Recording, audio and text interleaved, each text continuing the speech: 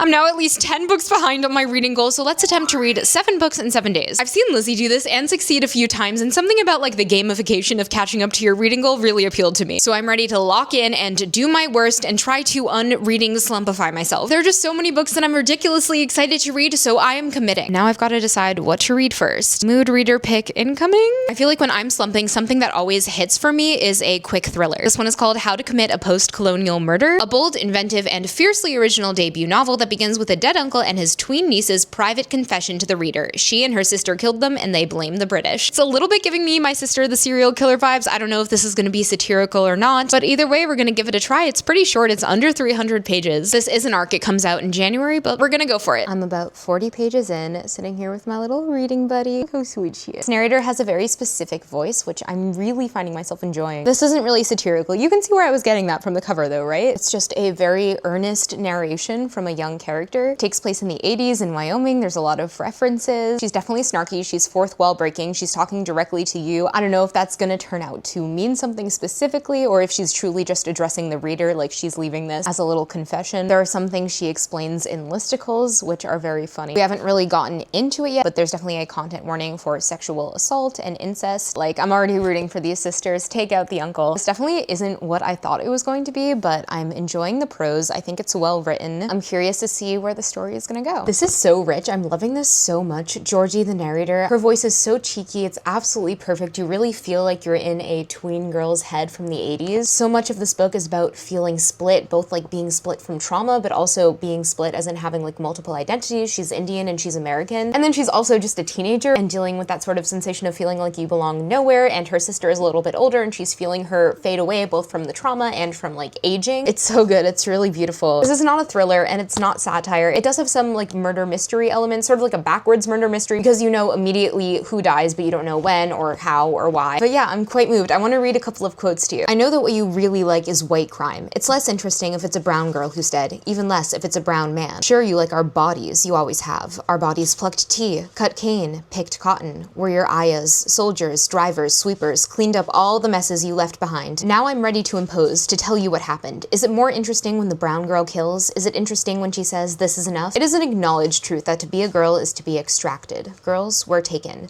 For once, we were the ones who were going to extract. We wanted to be the ones to take. So we have lines like that. We have these 80s like pop culture magazine quizzes, which just weave everything together so brilliantly. They let you process in a very tween way. Like you're processing this trauma alongside Georgie processing it. When you're colonized, it's like the words in your throat are dissolving like a cough drop, disappearing into an imposed mask of sweetness that keeps the noise your body's yearning to make from coming out. Killing my uncle was like screaming, and we had to scream. At the end of the day, we knew that no acknowledgement, no apology, no rewriting of our history could ever change how we felt.